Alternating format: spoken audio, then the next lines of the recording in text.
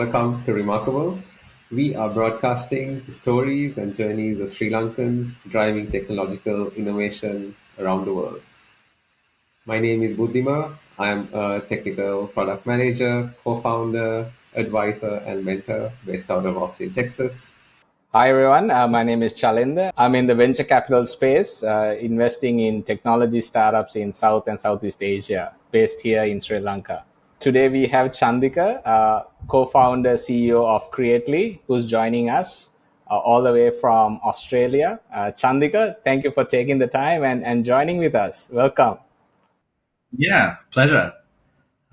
Good to see you guys. Chandika, so tell us a little bit about yourself. What do you want people to know about you? I would say I'm generally helpful. I'm sort of a techie person. I geek out on things, and I like to build stuff. So building stuff is my passion, and getting people to use it, and seeing people use it, and uh, getting something out of it is what drives me. As in, like people being successful with what we make is very gratifying, and that's a great feeling. So that's generally what drives me. Chandika, just to, for everybody to know, how did you come up with this idea for Creately? How did what was that aha moment? And just to, if you can just explain a little bit about the early days. So I'll just go ahead and say this. There was no single aha moment. It's a series of many aha or not, maybe sort of moments that led us to where we are today. So today, if you take Creately, Creately is a visual collaboration platform, right? And we've been many different things, but this is the best version of us now. But we started the company, a very long time ago, as a very much so trying to solve the same problem that we are trying to solve now. But it was a different incarnation of it. How did it really start? Um, we started off when I was doing some research work at the Melbourne Uni in the HCI department, trying to figure out how to do visual feedback for on the web. And at that time, this was in 2006, 2007. The web was SaaS. All this stuff was very very early.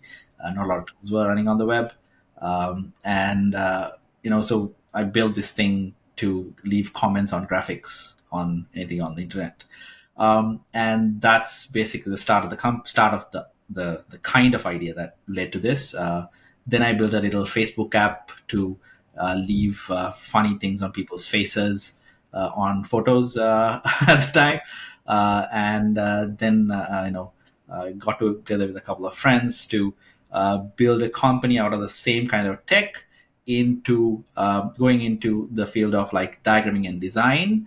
But the whole problem that we saw was, okay, so when you make anything that's complex, right, you have you anyway do a sort of a schematic or a diagram or a design in a visual form, and then what the output that you get is a JPEG or a PNG, just a graphic, right? So the visual is so important. A lot of information goes into it, but it's an abstraction of what the original idea was.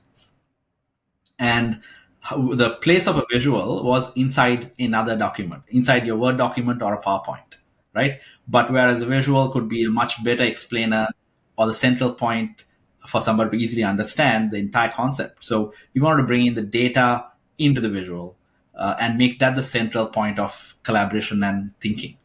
So that was the premise of the initial company, and that's the premise today as well.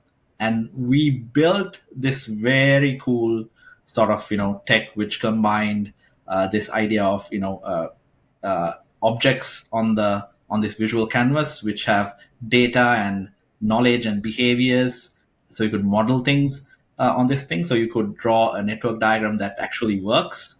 We sort of simulate things like sort of a modeling thing. You could do process maps. It'll identify bottlenecks, and that's kind of a sort of a very cool tech demo at the time, and it was working as well. But it was way ahead of its time, and the we understood that the market it got us a lot of so that would be the reason that we are here today now, because we did something really cool initially. Because from where we were, this unknown, mostly Sri Lanka based sort of company, trying to break into the global scene at the time was very unheard of. So we had to do something extraordinary to get that attention, that got us to the Silicon Valley and so on and so forth, into that circle. But we realized very quickly that the market didn't want that, as in didn't get it. The mass market did not understand it. So we had to sort of take a step back and focus on something that we could deliver. Actually, now is the time that the market understands it. So we're now delivering it, starting to deliver that. So that's really we've come full circle after almost 15 years. Nice, amazing. So this was 2009, 8, 9 when you started. Eight, eight, yes. So, you said it was ahead of its time, and now 15 years later, now it's, kind of aligned with the market. So, what was this in between space like?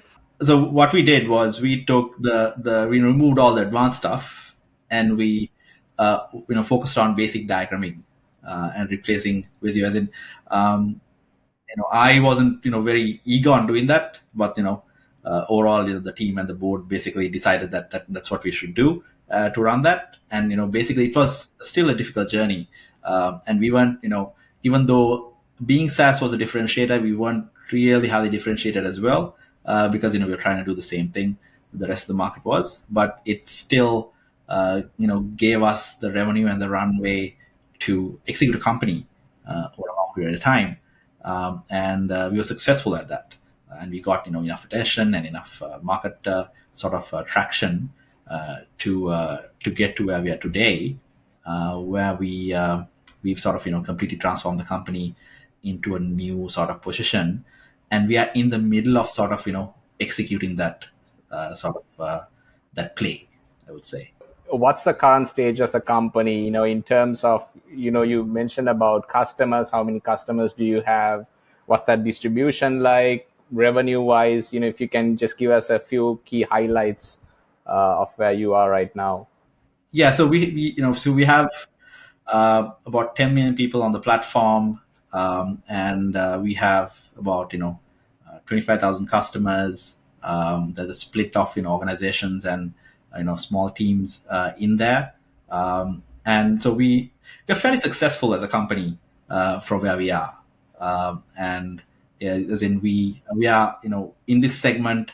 You take us continuously. We've been in the top five choices in this visual collaboration diagramming segment, and we are, I would say, the only sort of non VC funded, mostly bootstrap kind of company that's in that segment, that's still has global visibility and the level of traction and usage.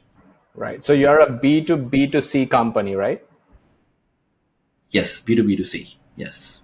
Who do you actually consider your competition today, and how do you kind of stand out in that space? Okay, so so today, if you take the market, our top competition is Miro, and then you have Lucid with Charter Spark, and then Mural, and then also Figma with FigJam, now Adobe. So those are our top competitors, and then we have Microsoft with Microsoft Visio, and then us is there. As in, if you take that list, we are about there in that same group. And yeah, then there are a whole bunch of other players in the market as well, who have similar sort of traction. Maybe another three or four other companies, and then there's another maybe 100 odd other players in the market. We are focusing on various niches, upstarts, and so on. You asked me about stage. So Creately, I consider now is even though it's a fairly established, not a startup business, we are now in the fourth or the fourth year of a new startup. which we basically rebooted the entire company in 2019, sort of restructured it, and because our previous tech stack was quite old, aging, mostly Flash, and we had rebuilt the entire thing. And in 2019 we launched it, and then from there on we grew very quickly. We sort of transitioned our legacy users into a new platform without trying to not lose our customers in the process. That is that itself is a challenge. Then we grew it quite quickly. Within the span of 2 years, we grew over 5x. Then, so at the same time, COVID happened. So collaboration and visual collaboration became a central tenet of every organization. So earlier it was a niche market, and we've been in this market for a while, and we were able to survive and sort of still get market traction as a smaller company, because it was a bit of a niche. It was a even though it's used by a lot of people, it's technically hard to execute, right? Not everybody could just start up. As in, if you compare the number of CRM startups, or inventory management and sort of that kind of companies, versus how many visual sort of diagramming or visual collaboration tools are out there, it's minuscule, right? And it has been historically very hard to execute because of the amount of effort that you have put in to get what you want at the end. Sort of end of 2020, when COVID was like fully going on, and there was so much tension in this space, we saw a lot more players getting into it, like this becoming mainstream, right? And because it was becoming mainstream, right, for a company of our size and our execution ability, we understood that being, playing the generic diagramming and visual collaboration game will only mean that we'll have to face a lot more competition in the future than it is now. So we had two options, right? We could really focus on the current collaboration trends and hit it out of the park we would race around and just go out there and stay on that same track, or think about a longer term strategy after the market gets saturated with the current sort of usage. We decided the latter. We basically took a step back and left a lot of market share on the table for others to take, and focused on building the next gen of what we thought this would be. And we couldn't do both things at the same time. We've tried doing multiple things at the same time earlier, and we burnt our hands, so we couldn't execute both these things at the same time. So we focused on building, solving the original problem that I told you guys that we started the company with, with the to match 2024. That's what we tried to build by bringing in data and sort of modeling into a collaborative canvas, so that you can go from idea to execution in the same space. So you asked me what differentiates us from Miro and Miro and other players. So those products are great for brainstorming, right? Getting ideas out, getting people in a workshop. That's their primary use cases.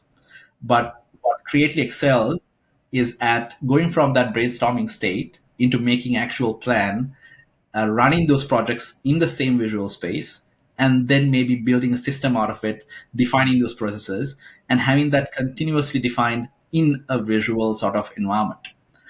What that enables you to do is one, so two main reasons, right? One, the world is hybrid. Everyone works, sort of remotely, and miscommunication is like the biggest problem that everybody has. So you need tools like this, right? And number two is that still docs and presentations still play a central part of people's work, but this disconnect between where the idea was hatched, how it was planned, how it was run, means people have to now work across so many different tools, right? And so what we do is we sort of give you a singular sort of flow of that, trying to make a very nice user experience of going from one place to the other, and allowing people to have this different viewpoints of the same data. That's so we've combined a whiteboard with a database, if you would say, That's the simplest explanation I would give. And is it out yet or it's in the works? So, okay, so interestingly enough, it has been out since 2020 to March, right? But it was, I would say, a crappy launch because it was very it was a lot of difficult engineering over almost over 2 years for us to get there, and we shipped it because we said we have to ship it. But when we shipped it, we also broke some of the foundational tenets of what we had as a product, as a visual collaboration and a diagramming tool over all this time. And that cost us, cost a bad user experience, bugs in the system and so on, which affected our business overall anyway. But it was a risk that we took and we lived with it. Basically, now we are in that process of, we are out of the co-engineering now, and we are now in the process of cleaning up the user experience to make it, make now we have a product that people can start using those functionalities that we built almost a year ago, more than a year ago. But we are, so we by the end of the year, we'll have something that you would instantly get it when you come to the platform. Still, people, we are in that journey, so it's not easy. It hasn't been easy, uh, but the comfort is that we are now a generation ahead of everybody else in the market when you try to sort of talk about this problem. And so we have a product for the future, whereas everybody's selling for the product for the current presence. Like Guy Kawasaki say, right? Don't worry, be crappy and just put it out, see how people react, and then you kind of iteratively, take the product forward. You'll see a lot more clearly into the future. Wear it on my forehead and burn our hands because of that. But yeah, So it's one product that's changing shape. I guess it's not like a different product, right? Okay. no. So that's the challenge, right? As in, like, it's our product, it's our that's how we sort of make payroll. But it's also the product that we can continuously change to figure out, is this the thing that people want? So what the model that we have is allowing people to, so you can bring in stuff from your, onto the cat. So you can go from a sticky note to a GitHub issue to a, you know, to a Figma mockup, and all this stuff is connected. Is the basic premise of the product. So it's great. We use it internally that way, and it works. And it's sort of visual prioritization, keeping the same card or a issue, put it on a Gantt chart to see the timeline, put it on a 2x2 to prioritize it against different ideas. So these are the sort of models of work. The only thing is we haven't made it as easy as it should be for people to adopt it. So we have customers using this stuff, but we usually have to tell them how to use it, which sucks right now. But still, we're getting there. We're getting there to help people do this. Cool. You talked about, yeah, you talked about customer, you talked about people. Could you give us a persona of who your average user, Okay, so we have so I'll be at the highest level, right?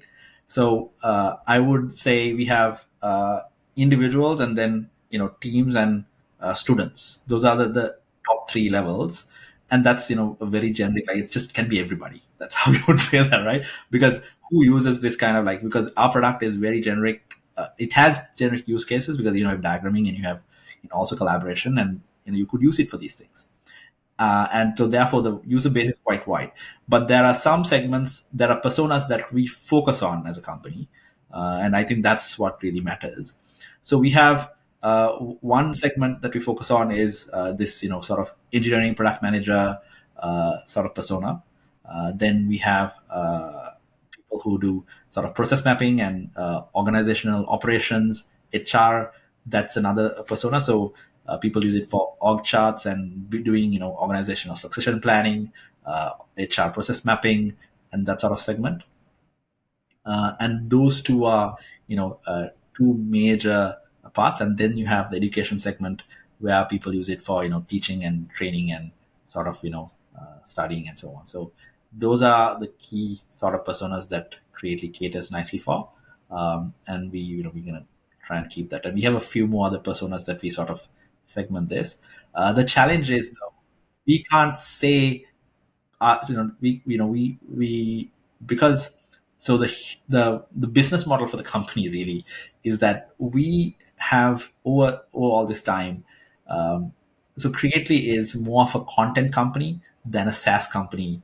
uh, if you will look at it from another way, because we've created, most of our traffic conversions come from organic SEO. We have generated tons of content, lots of templates, lots of guides, and that drives a lot of inbound, and that's the engine that runs the company. And because of that, we don't dictate who do we exactly target. The content does that job for a little bit, but we do attract a lot of different use cases. And we ourselves are surprised sometimes that, okay, you're using for this thing, but you know they're a paying customer, so we treat them as equal. But it also presents a challenge in product management and moving forward, because some uh, very nice customer, very happy to pay for it, and so on, but want something that's completely different from where we are trying to go. So it's a lot of no's in our pathway. So you speak to your customers fairly regularly, I'm assuming, for you to kind of get some of these feedback as well, and they have regular ways of connecting with you. I would say not enough, right? We do, but not enough. I think we should be doing it more, and that's a current cultural change we are going through as a company as well. Because for the last 2 years, 2.5 years, we've been a engineering focused sort of execution. As in, like, we would talk to customers, but we can't deliver what they want because we've been in this hardcore R&D mode. So the product team cannot deliver anything other than what's hardcore R&D.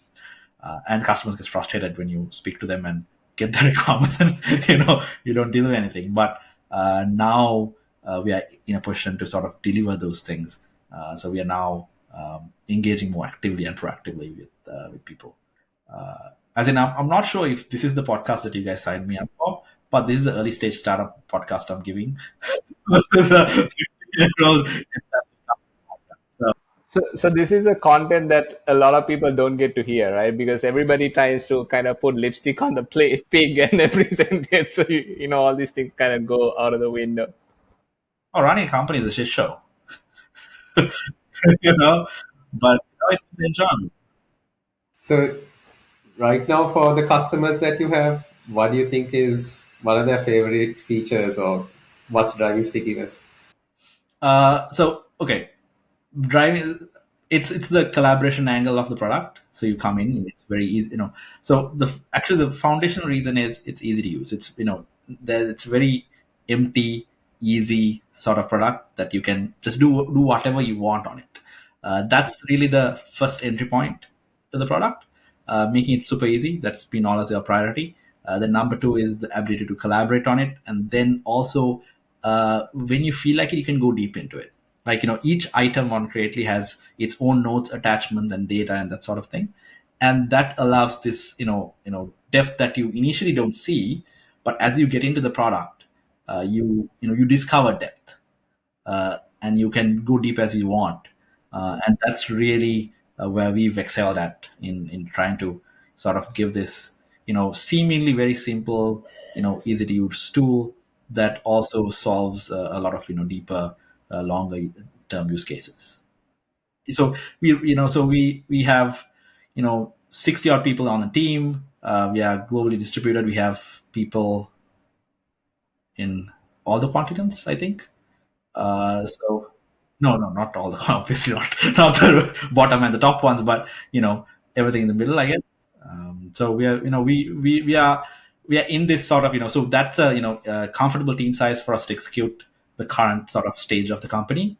After we are out of like after we understand the after we tune this onboarding process for customers for this new use case that we've built, As in, I wouldn't say it's a new use case. The more deeper sort of usage of the platform that we built will expand from there.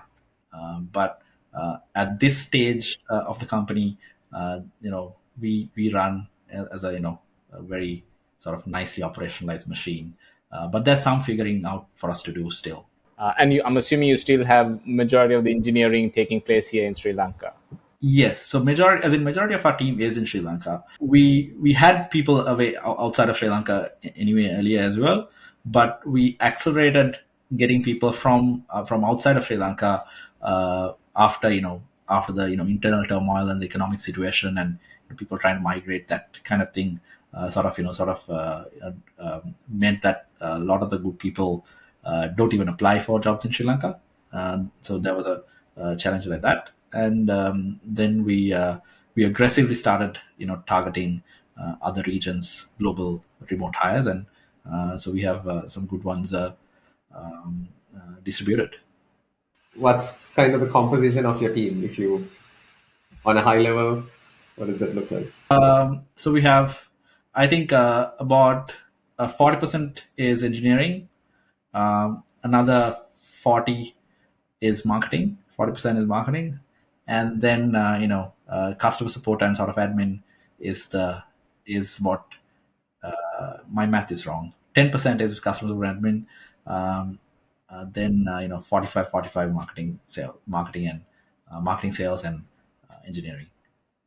In line with the team size, or what's the culture like? How did you build that? What are the nuances that kind of work for you, for so anybody who's listening in, who's looking at starting a company, what's the one, two, three things from a culture perspective that you would say that you want, that has worked for you and which you think they should also kind of replicate? When we before we started the company, right, we made some conscious choices as the founders to have a certain type of culture in the company, and we put in some baseline things like uh, uh, we had this no BS sort of approach, and being very frank upfront. So we built a value system around that and made sure that everybody explains themselves. So at Creately, anybody can ask a question from anybody, and you're expected to get an answer. And if somebody's not giving an answer, then that's a big problem. So our second value is because everybody should be able to explain why a certain decision was made. And so I get asked that question a lot. I could ask that question to anybody, and nobody should be feeling bad about it. And that's how we remove politics in the company, because politics only happens when people withhold information, and I made that decision because I said so, right? Or you don't need to know. So that creates a power sort of dynamic that nobody wants to deal with, particularly in a remote company like ours. So everything's explainable, and that would be the most important value in the company, I would say.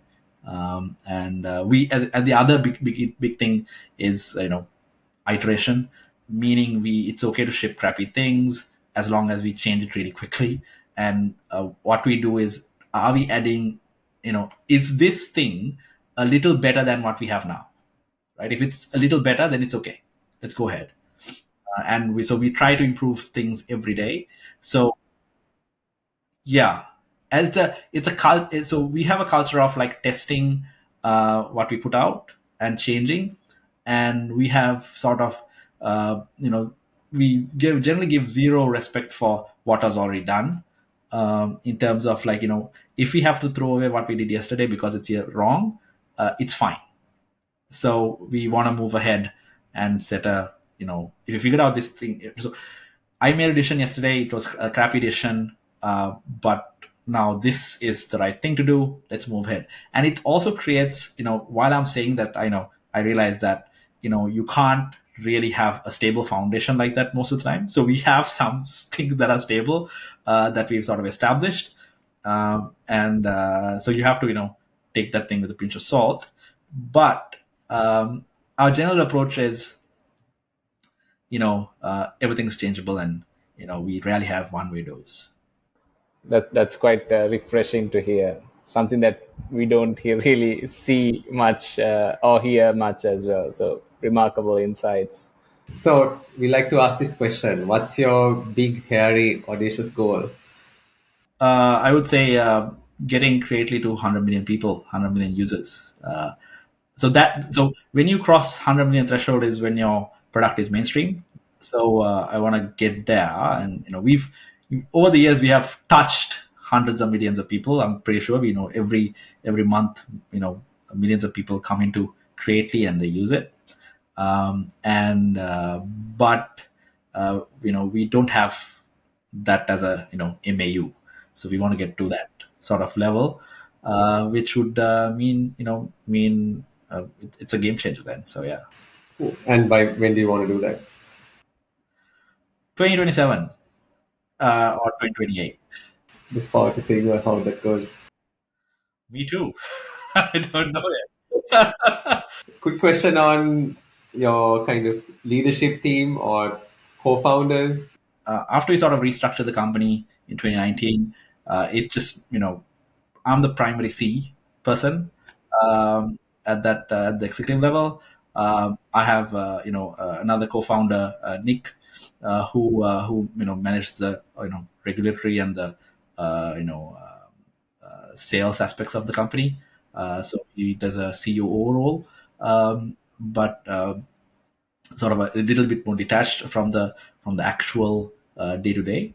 Then I have, I'm fortunate to have a great set of senior leaders in the company that help us, sort of run a very smooth, almost smooth operation. Nothing's ever smooth, but yeah, it's almost smooth. Yeah. And what do you look for in these members of your leadership team? Like, how do you make it work? The default expectation is that we set the goals of where we want to go, and on a sort of I'm a very bad micromanager.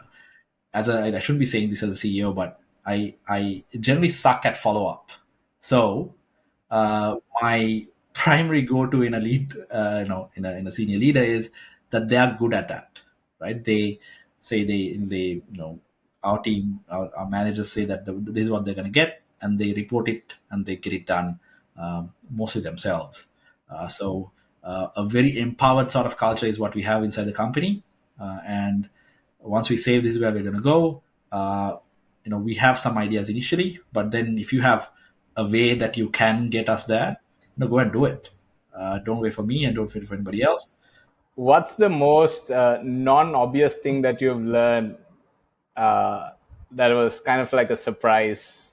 Oh, it's hits, even today, I don't know what my customers want. And we still make that mistake every other time, and do a lot of, as in, like, so this, so I told you guys, right, we launched this, entire thing in 2022 March, and as in, we gave the market something that they never asked for, right? Because we wanted to get ahead of the pack.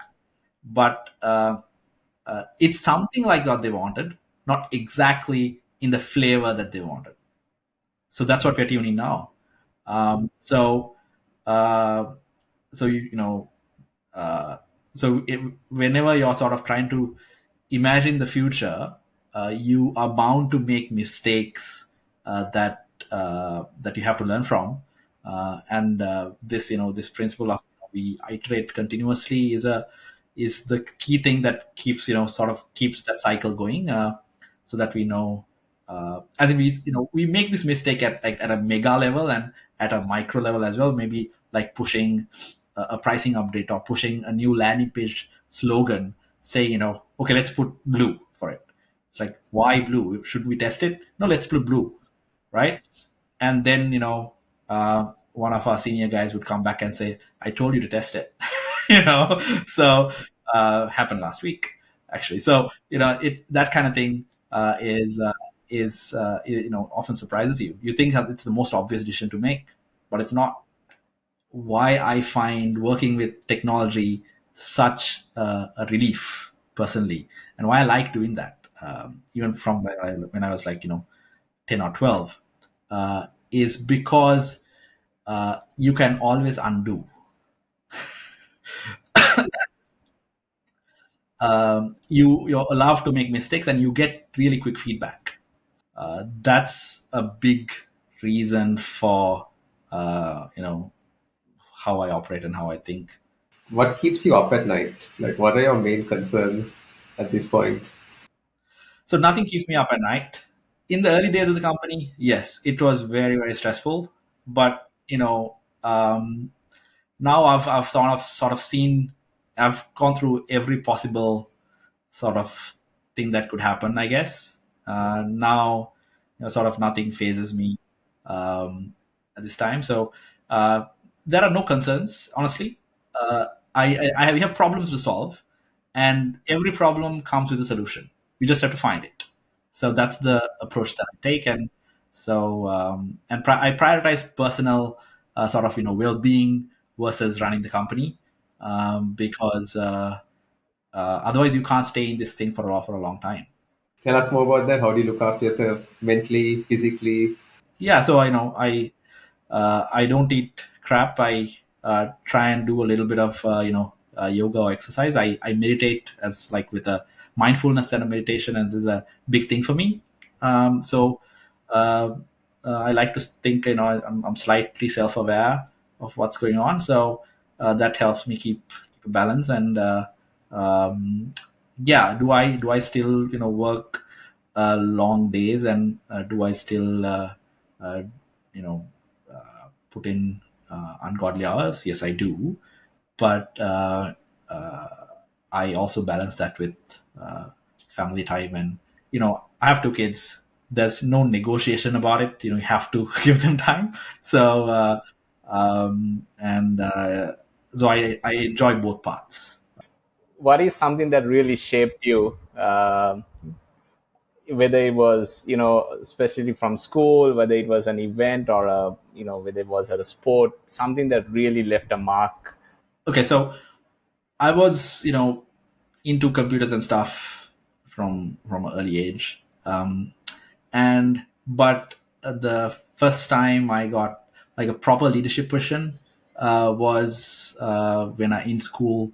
I ran the computer club, and we did lots of large scale events and stuff. Like we screened movies and did a lot of events and that kind of thing. So it was not a very geeky sort of situation. It's a lot of very social sort of setup that we had, and I formed a lot of like lifelong friendships in that whole process, and that would be sort of was early validation for me that I could sort of do a sort of leadership sort of role, and lead something or make something. I think that was early sort of like a good starting point for me. Yeah, I think so. What's a piece of content that left a mark on you? Recent tweet on AI being able to understand Wi-Fi signals to visualize people in rooms and in environment. Uh, so you know uh, it's uh, it's a concern. What's something people don't know about you or might get wrong about you? So people can be surprised to find out that I can be seriously domineering, and when I need to be, but that part of my personality is tucked away, and sort of I was that when we started the company. I was like I was a maniac, but I sort of softened up very quickly after realizing that's not going to work. What's a widely accepted norm that you disagree with? For people, most people in from Sri Lankan culture, um, particularly sort of in the Sinhalese Buddhist sort of segment, or across cultures, it's everything is given up for like that's destiny, that God decided for us, or that's how what you're born with, and that sort of definition. And people are very comfortable going with the flow, not sort of making waves. And people are very tolerant, and we are as a nation we are more adaptable, and very sort of easygoing because of that nature, right? Because we are oh, it happened, it was meant to happen, and this is what it is. We had, we had a aragale for so much, and we did this thing, and now it's this, and it's okay. We live. Um, that's, I call BS on that, and that's the primary reason we are where we are as a country, because of that. And I think that, that comfort of, it happened because it was meant to happen, is the biggest cultural problem that we have as a country, to move forward. Um it's happening because you're not doing anything about it. Really, you, uh, you know, your world is what you make of it. It's literally what it is. So that's the and that is not the norm everywhere else in the world, but it is the norm in Sri Lanka. So in that context, I disagree with that norm, and I think that's a dumb norm to have, and that norm is killing our country. How would your supporters describe you? How would your critics describe you? Okay, supporters would describe me as, somebody who's trying to, trying to do something meaningful. Uh, critics would describe me as, um, you should have done it already. Uh, you should have done the obvious things, but you haven't done the obvious things. You're always trying to do something that's weird or on the edge. So that's really what it is. So thank you, Chandika, for taking the time. I think this is a very, very interesting conversation. A lot of anecdotes and nuances that, which is also a learning for all of us as well. Any final thoughts that you want to share on the platform? Is there anything that we can do, or anybody who's listening to this session can do to help you and your journey? You could always try creatively. That's how I would say. Go and try it. It's pretty great, and community is getting better, and we are getting to a place that, where we want to be. And the only other thing I would say is, don't go with the flow.